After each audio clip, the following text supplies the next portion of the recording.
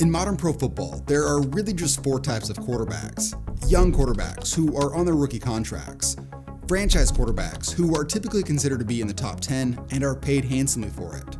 Bridge quarterbacks who are typically journeymen, placeholder starters, or veterans for younger players. And they're not typically great long-term options as the starter, and they typically move from team to team. And lastly, backups. Guys who are meant to be holding clipboards on Sundays, but are capable enough to step in and cover for the starter in brief spurts. Now, there is some nuance here. Sometimes guys are paid franchise quarterback money, and they shouldn't be, like Tua. And the lines between bridge quarterback and backup can be a little blurred. However, these basic four types of quarterbacks are the standard. Removing the true backups and looking at the starting level guys, bridge quarterbacks are the least sexy pick. They are often seen as having the least amount of upside, and usually teams turn to them only because they didn't have a better option, and they didn't want the season to be a complete disaster. But what about the times where a bridge quarterback comes in and is not expected to be good, but then he shocks everyone and becomes one of the best quarterbacks in the NFL? In today's video, we will be looking at these bridge type quarterbacks over the last 30 years or so that became late bloomers, if you will. They were either a bust, a journeyman, a backup, or a combination of those, and they found a way to become a star. For the record, there's a handful of guys I chose not to include in this video, and I'll put their names in the description with a brief explanation as to why. Okay, with that said, let's get things started. First up, we have Dan Fouts. Fouts pump fakes, throws, touchdown! 5 years after the Chargers drafted Dan Fouts, it was hard to imagine that he had many supporters left. The team had been one of the bottom dwellers throughout this time, and Fouts had been unimpressive, banged up, and expressed desires to leave the team after calling out the team head coach Tommy Prothro, saying that he was, quote, the furthest thing from a head coach you'll ever find. Well, the following season saw Prothro resign after a 1-3 start, and his replacement, Don Coryell, proved to be a massive hire. Recalling Coryell's first team talk, Fouts said, quote, I went home that day and had the biggest canary eating grin on. He talked about fun, passing, moving the ball, flying around the field, hitting people, all the things I wanted to hear. Going into that season, there was a perceived quarterback competition. Fouts' backup, James Harris, was traded to the team the previous year, and he believed he had a chance to be a starter. However, Fouts retained the starting job for the time being, and under Don Coryell, he started balling out. Fouts' numbers immediately improved. Then in 1979, in his 7th season, he became one of the best quarterbacks in football, going on to make his first Pro Bowl. Fouts led the league in passing yards 4 times in Coryell's innovative offense. And when his career was all said and done, Fouts became a Hall of Famer. That was something nobody would have seen coming after his first 5 or 6 years in the NFL. There's a quote from the current Vikings head coach Kevin O'Connell about how organizations fail quarterbacks and not the other way around. And Fouts' career may be the perfect example of this, at least in terms of going from an incompetent head coach to a great one. And his results showed as he became a Hall of Famer. Now, following Fouts, we have Chris Chandler. Chandler looking end zone, touchdown, Tony Martin! Chris Chandler was drafted in the 3rd round of the 1988 NFL Draft, and despite starting most of his rookie season, he was traded after his 2nd year and proceeded to play for 5 teams in his first 9 seasons, serving mostly as a bridge quarterback and backup. Chandler was once again traded after 1996 to join his 6th team in 10 years, the Atlanta Falcons. And the Falcons had traded for Chandler because they couldn't afford a better quarterback in free agency. But luckily, they found lightning in a bottle. In his first season in Atlanta, Chandler went on to make his first Pro Bowl at the age of 32. Then the following year, he led the Falcons on a legendary run. The team finished 14-2, with Chandler making another Pro Bowl and leading the league in yards per pass attempt. Not only that, but Chandler led the team all the way to the Super Bowl before they were defeated by the Broncos. His head coach at the time praised Chandler, saying that he, quote, makes decisions while backpedaling the other quarterbacks can't make until they settle into the pocket. After 1998, Chandler and the Falcons came back down to earth. He played 3 more years in Atlanta, and they never made another playoff appearance. Chandler would finish his career bouncing around the league after playing for a total of 8 teams in 17 NFL seasons. Now, getting one of these types of quarterbacks who performs way better than expected is an incredible value considering the price point. It's kind of like making the switch to Mint Mobile, today's video sponsor. Mint reimagined the wireless shopping experience and made it easy and online. No stores, no salespeople, which I love. And what's awesome is you get premium wireless without the premium price tag, kind of like what the Colts are experiencing this season with Daniel Jones. All plans include unlimited talk and text on the nation's largest 5G network, plus free calling in Mexico, Canada, and the UK.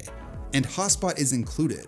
Mint provides 5G coverage to 98% of Americans and 4G LTE coverage to 99% of Americans. Also, Mint introduced the concept of bulk buying to the wireless space. The more months you buy up front, the more you save. Plans come in 3, 6, and 12-month durations. And switching is a piece of cake. You can sign up and activate in minutes with eSIM from the comfort of your home. 96% of users rate themselves as highly satisfied with Mint's customer care. Plus, if you're not satisfied, don't worry. All their plans come with a 7-day unconditional money-back guarantee. And for a limited time this holiday season, you can get 50% off an unlimited wireless plan from Mint. Lock in Mint's lowest price of the year and pay just $15 a month for a 3, 6, or 12-month plan. Shout out to Mint for sponsoring this video. Now, let's get back to these quarterbacks. Next up, we have Rich Gannon. Flush, and he's got the game. Gannon was a former 4th-round pick who spent his first 3 years as a backup who almost never played. Then, due to an injury, he became a serviceable starter in Minnesota, but nothing special. He proceeded to bounce around the league after his 6th season with the Vikings. He spent a year in Washington, then a year out of football with an injury, then 4 years as a backup and placeholder starter in Kansas City. After 1998, the 33-year-old signed a modest deal with the Raiders to serve as the team's bridge quarterback. That's when Gannon became a star.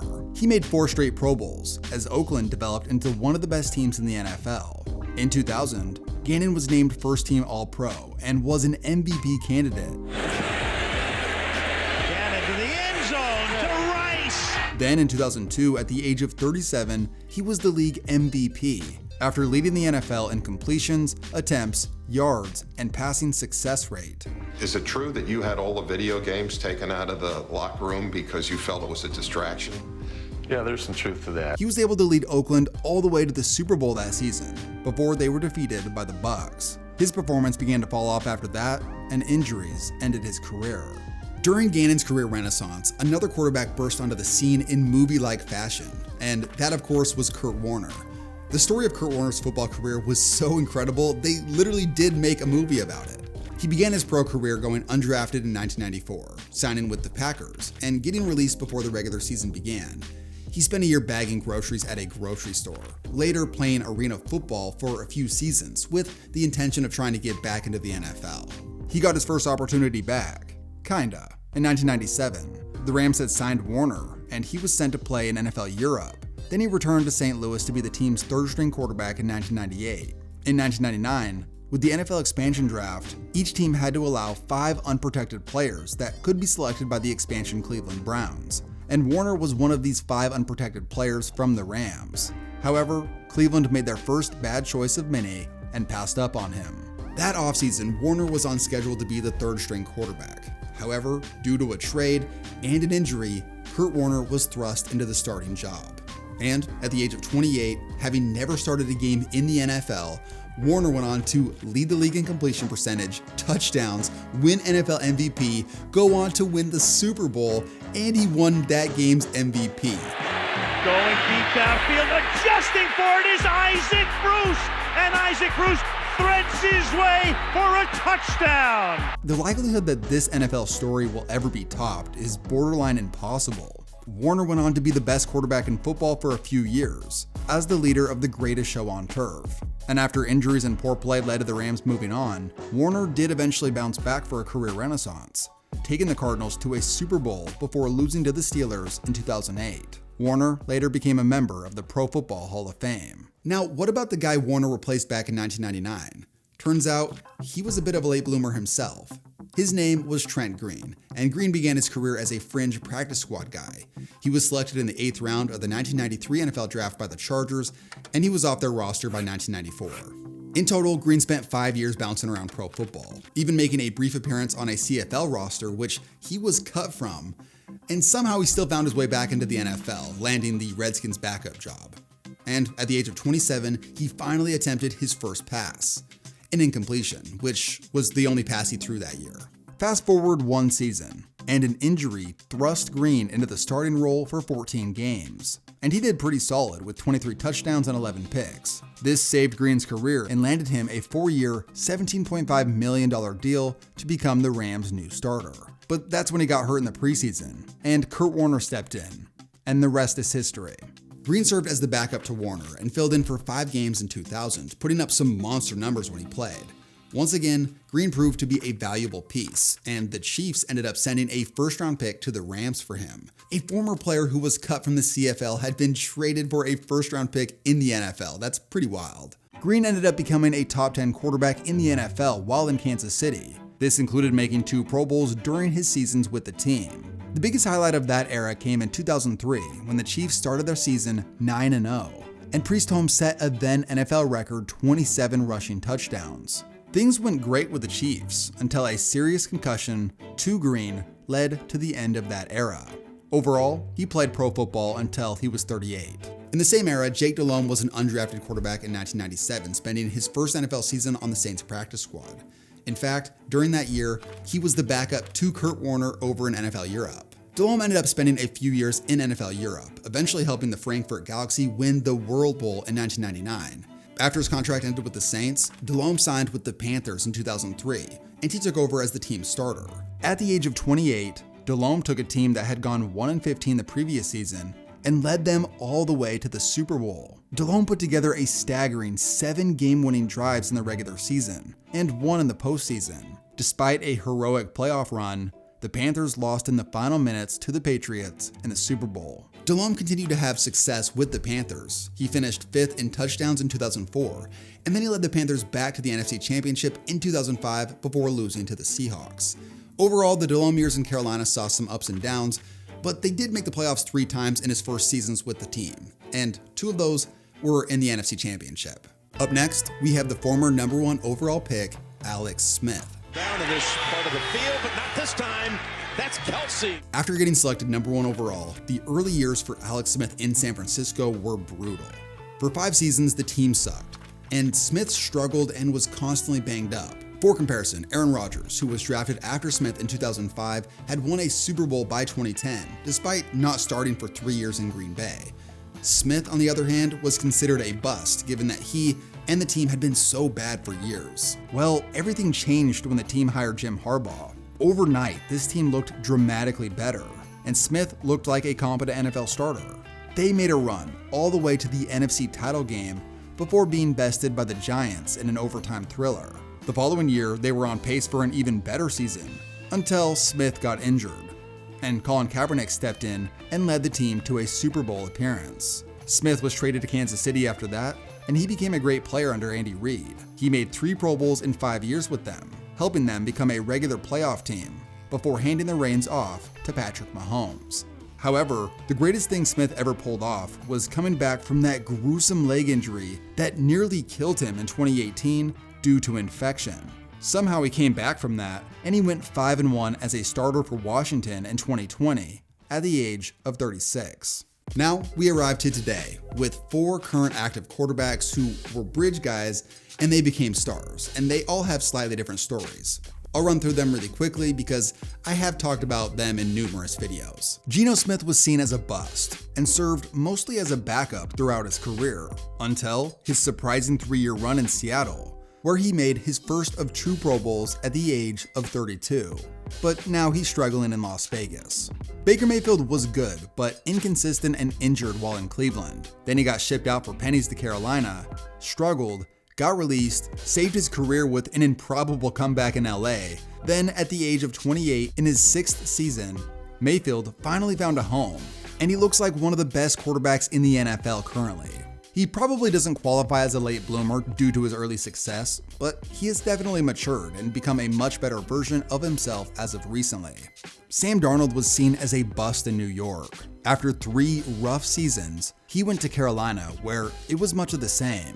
Then after holding a clipboard for a year in San Francisco, Darnold became one of the biggest surprises in the NFL in his 7th season, leading the Minnesota Vikings to a 14-3 record and making his first Pro Bowl. After they let him go, Darnold now looks like one of the best quarterbacks in the NFL with Seattle. He was ranked as the number 1 quarterback by PFF through the halfway point of 2025.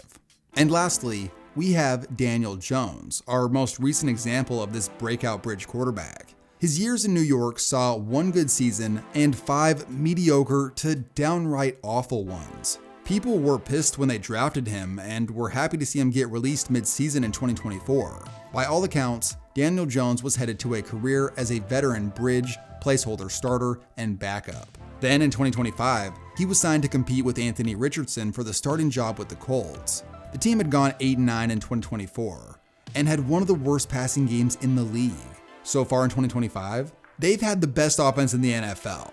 And Danny Dimes, or even better, Indiana Jones, led the league in passing yards through 9 games. He still has his flaws, especially with turnovers as of recently, but there's no denying his vast improvement over what he was doing in New York. So what's the big takeaway here?